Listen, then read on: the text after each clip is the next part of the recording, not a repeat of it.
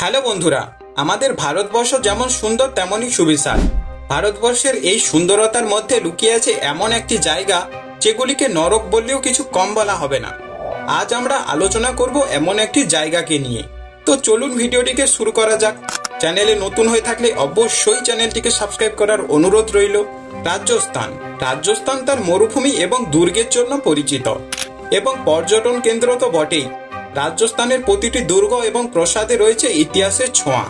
কিন্তু তা সত্ত্বেও রাজস্থানে এমন একটি শহর রয়েছে যেখানে সূর্যোদয়ের আগে এবং সূর্যাস্তের পরে শহরের সীমানায় যাওয়া কঠোরভাবে নিষিদ্ধ। কিন্তু কেন? এই নিষিদ্ধতার কারণ কি? কি রহস্য লুকিয়ে রয়েছে এই জায়গাটিতে? বন্ধুরা, এই রহস্যময় জায়গাটির নাম হলো রাজস্থানের ভানগড় দুর্গ। এই দুর্গটি অবস্থিত রাজস্থানের আলওয়ার জেলায়। দিল্লি থেকে কেল্লাটির দূরত্ব প্রায় 235 কিলোমিটারের মতো। জয়পুর বিমানবন্দর থেকে খুব বেশি দূরে নয় এই কেল্লাটি। নানান গল্প ভেসে বেড়ায় এই কেল্লাকে নিয়ে। কেউ কেউ বলেন কেল্লার চত্বরে নাকি একজন সাধু থাকতেন। তার একটি স্বপ্ন ছিল এবং সে স্বপ্নটি হলো তার বাড়িটি হবে ওই এলাকার সবচেয়ে উঁচু। সে স্বপ্নের জন্য এতটাই মশগুল ছিলেন, তিনি অভিশাপও দিয়েছিলেন তার বাসস্থানের ওপর অন্য কোনো বাড়ির ছায়া পড়লে গোটা শহর ধ্বংস হয়ে যাবে। সেই অভিশাপ নাকি আজও ঘুরে বেড়াচ্ছে এই কেল্লার চারিপাশে। তবে রাজস্থানের এই কেল্লা শুধু ভারতবর্ষেই নয়, গোটা মহাদেশের সবচেয়ে ভুতুড়ে বাড়িগুলির মধ্যে অন্যতম।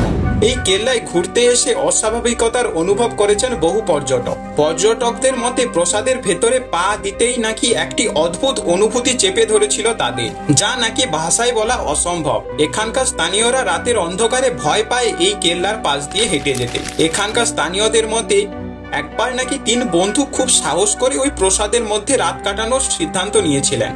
তার ফল খুবই খারাপ হয় তাদের সাথে। সেই রাতেই একজন বন্ধু ওই কেল্লার কুয়োতেই পড়ে যায়। তাকে কোনো মতে বাঁচিয়ে নিয়েছিলেন আর 2 জন বন্ধু। কিন্তু তারপরে ঘটে ভৌতিক ঘটনা।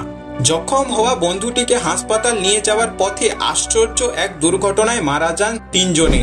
যারা জোর করে দুর্গে ঢোকার চেষ্টা করেছেন তারা নাকি আজ অব্দি কেউই বেঁচে ফেরেননি। তাদের সঙ্গে কি হয়েছে তা আজ অব্দি জানা যায়নি এখনো পর্যন্ত। তাই সূর্যাস্তের পরে এই ভানগড় দুর্গে ঢোকা নিষিদ্ধ ঘোষণা করে দিয়েছেন এখানকার কর্তৃপক্ষরা। সেখানে টাঙানো রয়েছে এই সংক্রান্ত সতর্কতা বোর্ড। আদৌ ভূত রয়েছে কি না তা তো যুক্তি বা বিশ্বাসের প্রশ্ন। তবে এই দুর্গে নেগেটিভ শক্তি কাজ করে তা এক বাক্যে মেনে নিয়েছেন এখানকার অনেক সাহসী মানুষরা।